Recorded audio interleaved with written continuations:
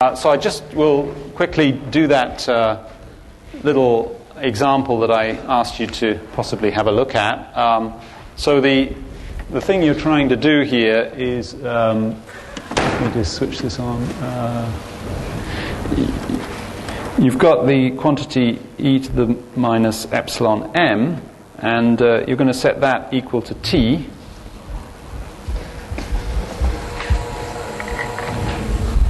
And what you need to do is just solve it. So you take logs on both sides. Minus epsilon m is equal to log, natural log t.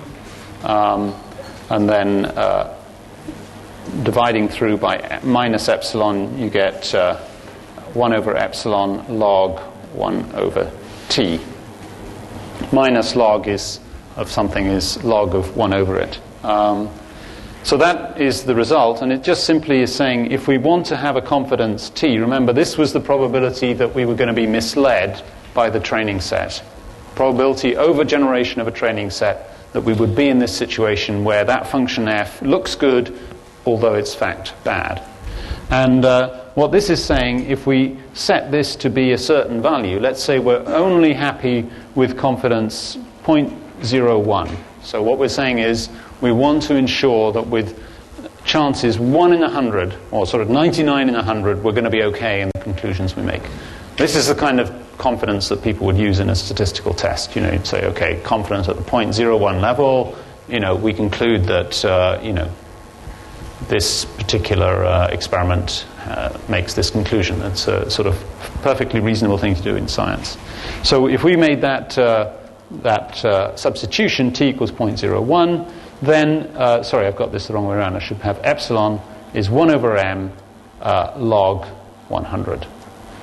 So what we're saying is then the sort of upper bound on the error of that particular function can be computed as log of 100, natural log of 100, divided by the sample size. So this is going to be quite small for reasonable sample sizes. And what we're saying, I mean, what the conclusion means is that the chances of the error being bigger than that, and you're experiencing that sort of good performance on the training set, is less than 1 in 100. Okay, so I hope you know you have to sort of run this past yourself quite a few times, you know, to get that sort of feeling for this the factors involved. So you know. Maybe you'll dream about it tonight, but nightmares maybe. Okay. So yeah, that's okay. So now the next task we would like to do is not limit ourselves to a single function. So let me switch this off. Switch this on. We would like not to limit ourselves to just one function. I mean, this was the chance that a single function. What we would typically want to do is to consider more than one at the same time, a whole class of functions potentially.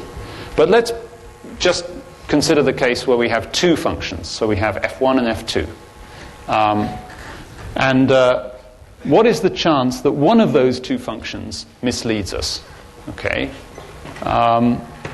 Well, essentially what we can do is just sum the two probabilities that either one misleads us. Okay. I mean, if I draw it as a diagram here, I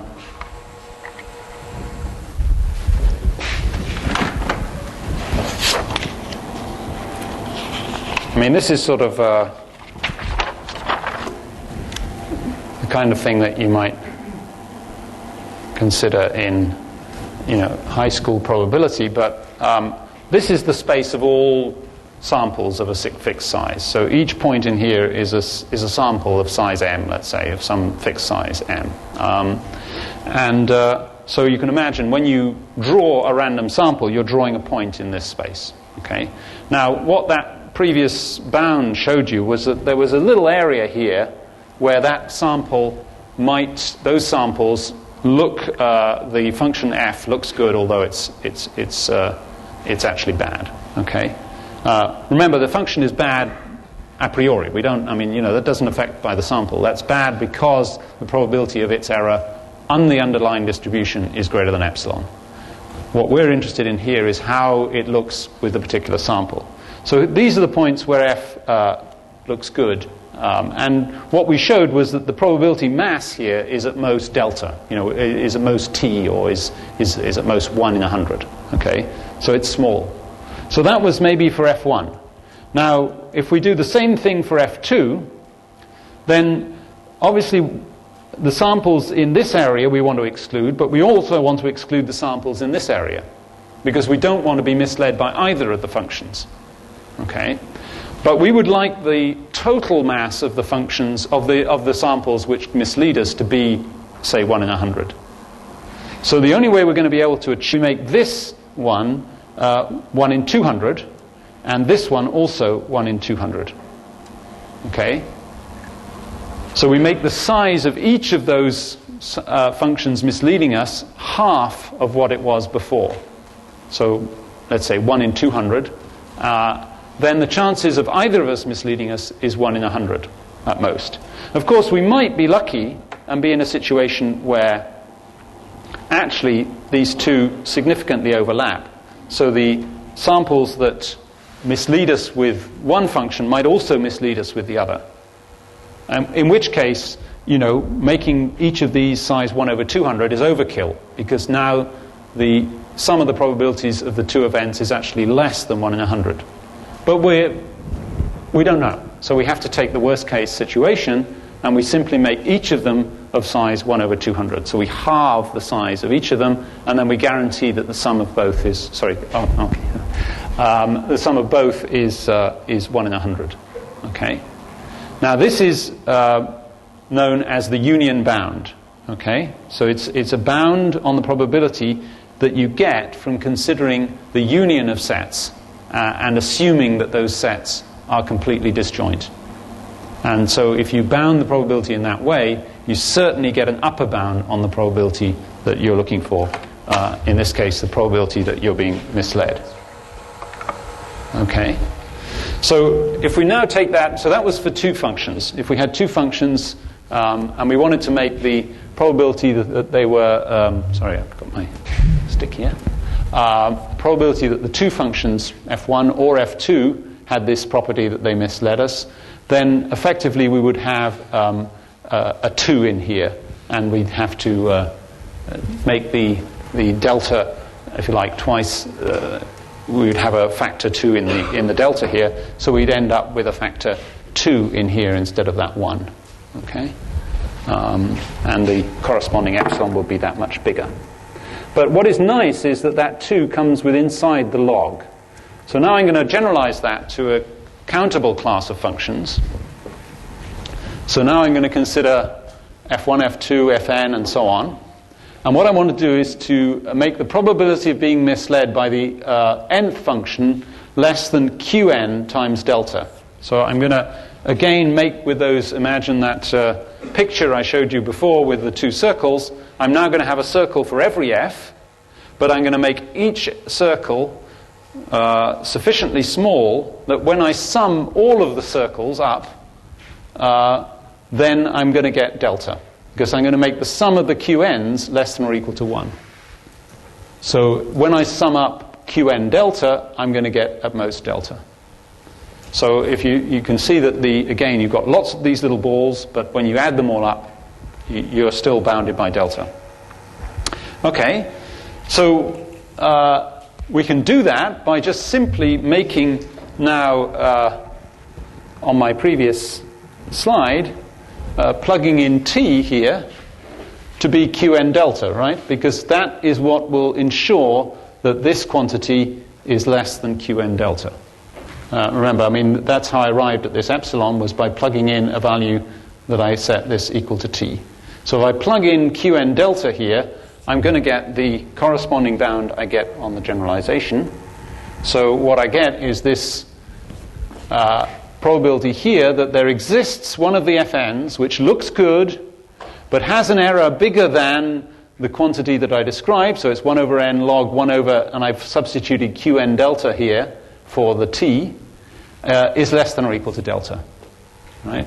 Because for each of them, I was going to get Qn delta on the right-hand side here. And so when I sum up over all of them by this union bound, sum all those little balls, I get at most delta.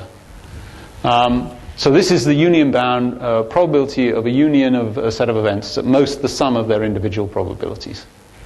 So we're already now using quite two key ideas. We're using the idea of bounding this probability that things go wrong, probability over a random sample, and we're using this union bound, which is going to recur throughout. So it's one of these key words you need to have, if you want to bluff your way in statistical learning theory. So, okay. Okay, so now the next thing we want to do is to convert this. I mean, this is, okay, if you're a statistical learning theorist, I guess you might consider this form to be user-friendly. But I think probably you'd agree, and most practitioners would agree, that that just looks like a splurge of symbols. So what we now have to do is to turn that into something that means something to a practitioner. So we're going to turn that formula into, if you like, a result. And the way you do that is you imagine, it's really just interpreting what that formula says, but in words that, in a way that is understandable. What this formula is saying is, okay, this is the probability of messing up, though that means that with probability 1 minus delta, we won't mess up, right? Things will be okay. What does things okay mean? Things okay means that if we actually observe a zero training error, then the true error is going to be actually less than or equal to this quantity. Okay? And that's exactly the bound we want.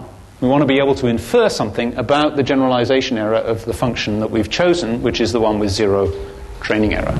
So that is exactly how we get that, and this is the bound that you get. So you get, with probability, you choose F and you choose Q, and then with probability at least 1 minus delta over random M samples, the generalization error of a function Fn with zero training error is bounded by error Fn is less than or equal to, and I've just written this slightly differently in that I've split the log of 1 over Qn times delta. The log of a product is the sum of the logs, so it's log 1 over Qn plus log 1 over delta. And you're already looking at, a real result in statistical learning theory. Okay. Hopefully I can, if you're, already in this there's implicit the sort of structure of many of the results of statistical learning theory. Very typically you're going to have the 1 on m, so clearly that's a very nice property that the thing is scaling inversely with the sample size. You've got the log 1 on delta. Now that's very nice because the delta confidence parameter is coming in very benignly, under a log. So even if you sort of double the confidence, you're only going to make a 1 on m difference in multiply the confidence by e, you're only going to make a 1 on m difference in the bound you get. And then you have this term, which is, I'm going to start to think of as the complexity term. In a sense, it varies according to the function, but Qn, remember, was chosen for a particular Fn, and you can think of it as somehow the complexity of the function Fn in this particular training scenario. And that's what I say on the top of this slide here. We can think of the term log 1 of Qn as the complexity description length of the function Fn. So if we manage to get a good training error, a low training error with a simple function, then we get an even better bound on the generalization. If we have to use a rather complicated function, okay, we get a worse bound. Note that we have to put prior weights on the functions. That was that distribution Q. If the functions are drawn at random according to a distribution Pn, the expected generalization will be minimal if we actually chose that prior to be equal to if we chose Q to be equal to the prior. And if we choose it differently, the expected sort of loss is the KL divergence. So this is actually the starting point for the packed-Bayes analysis. What this sort of simple theorem leads through to the sort of packed-Bayes approach. So I'm not going to go any more into that at this point. As I say, Olivier will be picking up on the packed bays in his talks in the second part. Are any questions on that? Yes.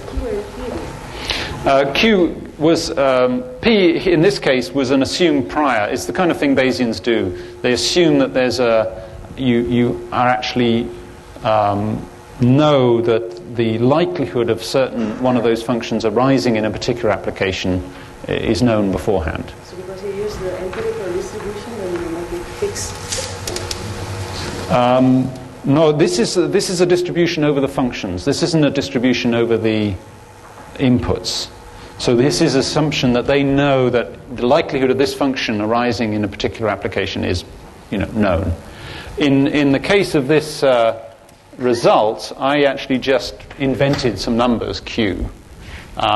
These Qs are arbitrary, but obviously will affect the quality. You have to choose them ahead of time. You can't cheat, and sort of look at the function that you get and then say, oh, I'll put all my Q on it and get a better bound. You have to choose the Q before you start the experiment. And essentially what you typically do is, put Q, if you've got a finite set, you put Q uniformly on them. If there are n samples, it'll be 1 over n. N functions will be 1 over n. If it's a countable set, then you have some decaying function. But in a sense, you want to choose it in a way that gives more weight to things you think are likely, because that way, your chances of getting a better bound are better.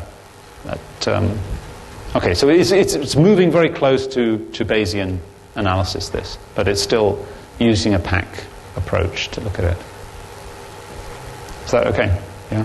So it's not a constant, right? It's sort of random variable in this case. Well, you have to treat it as a constant. I mean, you have to fix it before you do your, if you like, apply your theory, and before you measure your generalization on the test set. So you have to sort of fix a number for each of the functions in your class. This is only applicable to finite or countable classes. So you wouldn't be able to apply this to, say, a linear function class where you have uncountably many functions. So it's sort of where you have let's say, some discrete decision tree or something structure. So that is the complexity parameter. Effectively, it becomes the complexity parameter of the functions. You effectively say, this tree is more complex than that, so I'm going to give it, a lower probability of arising. Yeah, exactly. Any other questions? Okay, so I'm now going to move on to the, if you like, next topic, and that is what if we have uncountably many functions? And this is something that obviously if you've used linear function classes, then this is what you're dealing with. So all of what I've said so far would not apply. And the problem you can imagine is that, when we did that union bound, we did a union bound over the set of functions. And if we've got an uncountable many functions, there's no way we're going to get a union bound to work. So that strategy simply won't work. And we have to find some way of converting an infinite set of functions into a finite set over which we're going to do a union bound. Okay, so this is really quite a substantial problem. Okay, and this is where, if you like, another key idea that I'd like to sort of, show you and hopefully enthuse you about. A very nice little trick known as the ghost sample. Okay, so what you try and do is you replace remember what we were doing in that bound was saying, okay, we had test set error 0, actual true error large. Now the problem is with that true error, if we could replace that true error by an error on a ghost sample. So we imagine that there is somebody, we have the training sample, and then somebody actually went away and generated, maybe God or somebody, a second sample according to the same distribution. And now we're going to measure the actual performance of that function on that ghost sample rather than its true error performance. And we're going to use the fact that on the ghost sample, assuming we aren't any particular connection between that function and the ghost sample, then its error on the ghost sample should be pretty close to its true error. Now, if we can imagine that is is the case. So now we can sort of study things on the sample and a ghost sample. If we're considering binary classification, we now only have a finite set of functions. Because you can only do finitely many things on a fixed set of points. There are only finitely many possible classifications. It's 2 to the number of points in the class, because there's only 2 things you can do at each point. So you get away from an infinite set down to a finite set by replacing this true probability by this probability as measured on this ghost sample. So it's a mathematical trick, but it gets you into a situation where you can apply the union bound as we've done before. Okay? I mean, I'm just trying to give you a sort of global view. We'll go through it in more detail because I think it's a very interesting idea. It's also referred to as the double sample trick, because you essentially use the ghost sample as a second sample and you stick the 2 together. So you now have your training points plus this ghost sample, and you get to what's called the double sample. So this is known as the double sample trick as well. Okay, so here it is, the double sample trick. Okay. What you actually are interested in is this first quantity here. So this is the probability that I'm now writing it as the sample as a bold X, slight change of notation, but it's going to be useful because we're going to have Y as our ghost sample. And I'm writing the probability now as P to the M, because this is a probability of generating M independent examples, which it was before. I had P sub S before. Maybe I should have been more consistent in my notation. Apologies. But so this is just, as before, the probability over a sample that there exists an H in our set of functions H, which has perfect training error and bad generalization error. So this is its true error again is greater than epsilon, and its actual performance on the sample is very good. So it's misled us. Again, same tactic. We're trying to bound the probability of being misled. But as I pointed out, if we've got uncountably many functions, we're not going to be able to do a union bound here. Okay?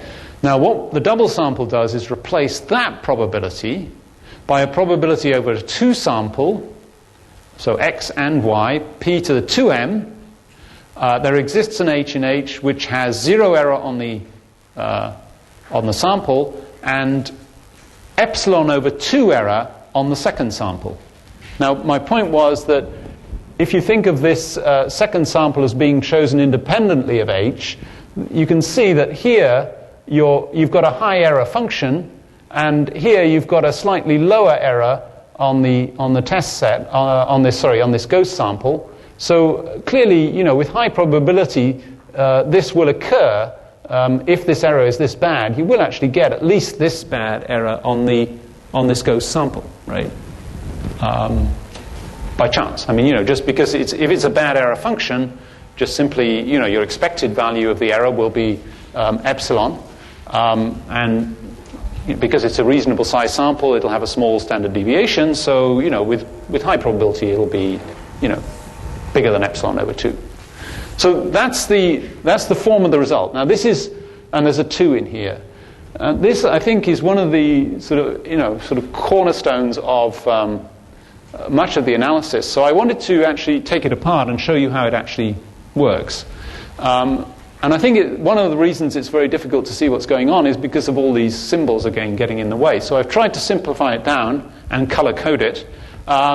So there are basically 3 events that are occurring. And you can think of, first of all, of this as being a probability over x, y as well. It's just that y doesn't enter into the actual conditions, but that doesn't matter. I mean, it's a probability over y as well. You can just marginalize out y. It doesn't matter. So if we think of them all as probabilities over x, y, then there are 3 events that we're interested in. A of h, which is this green event, which is that the error of x is 0. B of h, which is that the error of h, the true error is greater than epsilon, and C of h, which is the empirical error on the ghost sample bigger than epsilon on 2.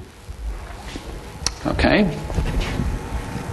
Now the first thing to observe is this point I made before, that if you consider this is the probability that the H has an error on the second sample, this is the probability that its true error is bad. If its true error is bad, then with high probability, and let's say probability bigger than 0.5, its error on the second sample, on the ghost sample, will be bad. At least epsilon on 2, right? I mean, I'm not going to put the details of that, but you can imagine. I mean, you just look at the binomial distribution of errors, and the chances of it being below epsilon on 2 is smaller than, above epsilon on 2 is bigger than 0.5. So this is true for any reasonable m. Now, I've also added here A of H. So the reason these two are equal is that A of H doesn't play any part. A of H was the empirical error on the training sample, which doesn't affect B of H or C of H. I mean, B of H is the true error, and C of H is the empirical error on the second sample. So those don't affect. So you can just add it in. Okay, so now we can put the whole thing together. We actually start at the. Let me go back to the original. Sorry, what we're trying to prove. We're going to start with this one, which is A of H and C of H. And we're going to try and work back to this one. Okay, so A of H and C of H is greater than or equal to. Now, if we add in B of H, it doesn't make it makes the probability smaller because there are fewer H's for which fewer XY's for which this will also hold, for which there exists an H. So by adding in that, we've just decreased the probability. And now we can separate this into the probability that AH and BH occur, and then this conditional probability that CH occurs given AH and BH. And that was the thing that we bounded by 0.5 on the previous slide. So what we end up with is that this is greater than or equal to this times 0.5, and then if we turn that around, we get, remember this one actually doesn't involve y, so we can just drop it, and we get this one here, which is AH and BH, less than or equal to, the half turns into a 2, and this one here. And that's the required result. So basically, I mean, the intuition behind it is simply that once we've chosen the H, the ghost sample and which is chosen sort of independently of that choice of H, is very likely to have a similar or roughly similar performance for that H as the true generalization. That's the sort of core of it, if you like. But it's a very nice trick. So this is the double sample trick. Any questions on that? It's again one of these things that probably you need to sort of look at a few times before you will be completely happy.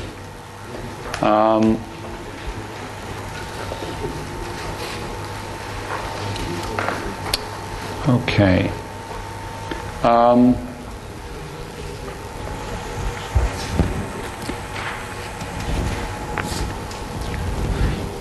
Okay, so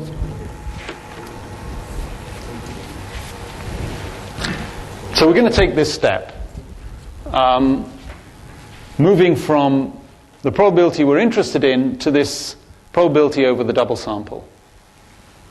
And the point I was making is that why we do that is because now, because we're only interested in what H does on X and Y, there's no true error in this expression on the right-hand side. We're now able to just consider a finite set of possible behaviors of H of this class. And so we're down to a finite set of events that we need to bound. But the question is, how large can that be? So this is where we start getting a little bit combinatorial, because we're going to start looking at binary valued functions, and we're going to define what's known as the growth function as BH of M as the maximum cardinality of the set of functions H when restricted to M points. So remember, we're going to, in our case, restrict to 2 M points, the sample and the ghost sample. And we're interested in how many different behaviors can that function class exhibit. So we might consider, say, linear functions. There are uncountably many, but we've restricted them to look at what they do on just 200 points or 2,000 points, whatever it is. How many different functions can they actually exhibit on that 2,000 points? And what we'd like to show is that that is quite small.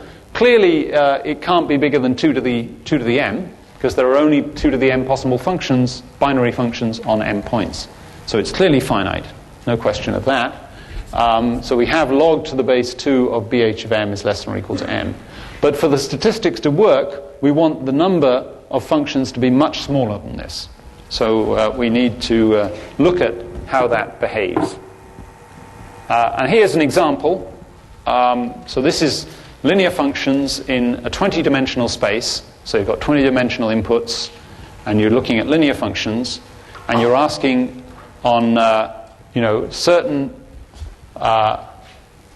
training set sizes, how many functions can this class of linear functions, or what fraction of all of the functions can the class realize? So I'm actually plotting here the ratio of the number of functions it can realize divided by the total possible number of functions, 2 to the m.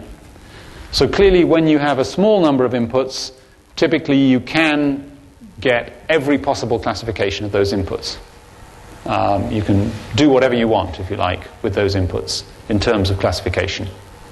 But at some point, the fraction starts to tail off, and really relatively rapidly, it tends towards a zero fraction of the number of functions. Remember, the number of functions 2 to the m obviously is growing exponentially. So the property here is that exponential growth effectively kills off the growth in the bh of m function. Okay? And this is the kind of property that will give us, remember, this will show that bh of m is actually much, much smaller than the total number that it could be. And that bh of m is effectively the number of the size of the union bound that we're going to have to make. We're going to be union bounding over all the possible behaviors, and that's going to be bh of m. Okay. And so now we're to, the next key concept, the Vacnic Chirvanenkis dimension. So VC, is not the venture capital, it's the Vacnic Chirvanenkis dimension. And basically, it is the point at which that graph here cuts away from 1. It's the point at which the bh of m ceases to be equal to 2 to the m. Now, in the case of linear functions, it's actually 21. There are 21. The VC dimension is 21, so that at that point, although you can't see it, this curve actually separates from the all one line at that point. And that is the VC dimension, therefore, of the class of linear functions in that case. So it's the maximum m for which, given there exists some set of points such that you can realize, this is just a way of saying you can realize every possible classification on those points. So in the case of linear functions, actually the property is that provided the points are in general position, you can always do it. The requirement of the theorem of the definition is just there exists, but in the case of linear functions, basically every non-dependent set here can be chosen. And as I said, the VC dimension in the case of the set of linear functions is n plus 1. Okay. And now the next key result, which again I won't go into the details of, is Sauer's lemma, which bounds this growth function in terms of the VC dimension. So once we've got the VC dimension, we can bound the growth function by this quantity. Now the proof of this is basically an combinatorial induction argument. I don't think it's very instructive. It's quite hard, but not that hard. It is just a short paper in the Journal of Combinatorial Theory in which it's contained. It was actually reinvented by several people, Scheller And actually Vacnic and Chirvanenkis also had a version of this. So there are various versions of this. Sauer's, I think, is the tightest. But it's a fairly straightforward sort of inductive argument by sort of adding one point at a time and looking at the conditions. I really don't think it's useful. And what you get is this. But it is actually now possible to bound that by this quantity, em over d to the power d. So this tells us that this is actually a very interesting bound, in that, you know, what we might expect was this was sort of exponential in growth, or certainly it was exponential in growth, you know, for a while, 2 to the m, and now suddenly it's become polynomial. So it's sort of a critical moment, it switches from being exponential to polynomial. So it's a very sort of sharp cutoff in the growth of that function at the VC dimension. So beyond the VC dimension, the growth and the degree of the polynomial is actually the VC dimension itself. So it's a very nice sort of tight, clean bound on what is actually happening. So the growth function is going up to this critical value of the VC dimension, and then is only going up much more slowly. So together, those properties allow us now to start to put to what I would call the basic theorem of statistical learning theory together. So here, if we let me just follow this through now where we've got to. So here's our basic starting point. We're looking for the probability that given there exists an H which has 0 training error and high test error.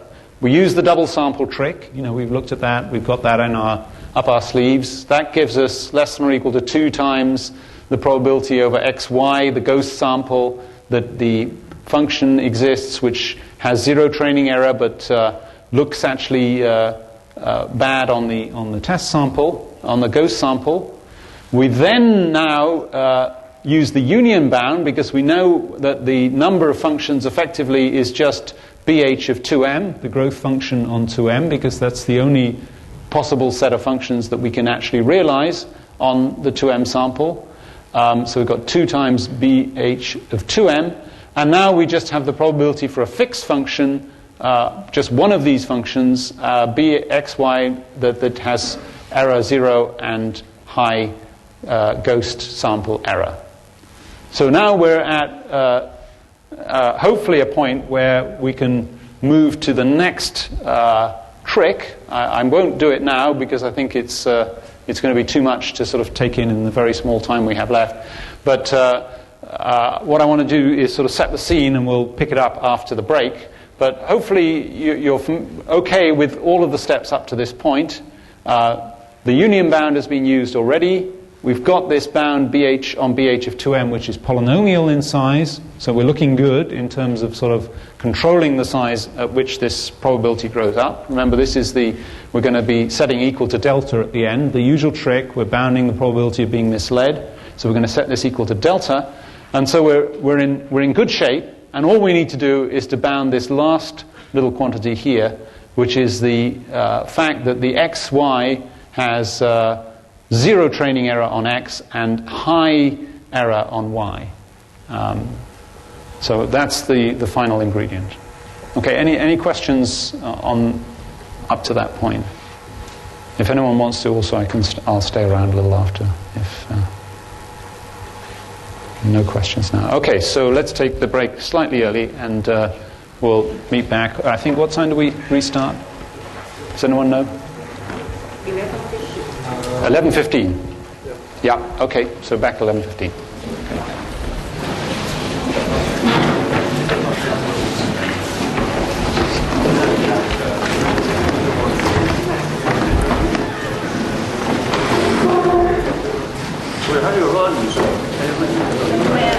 Yeah, sure. Last flight.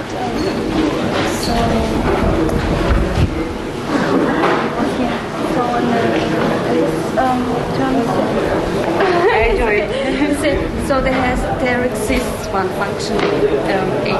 Yes. That this is true. And yes. Here say that means that it's for every. So it doesn't matter what function. No, this is just a particular function.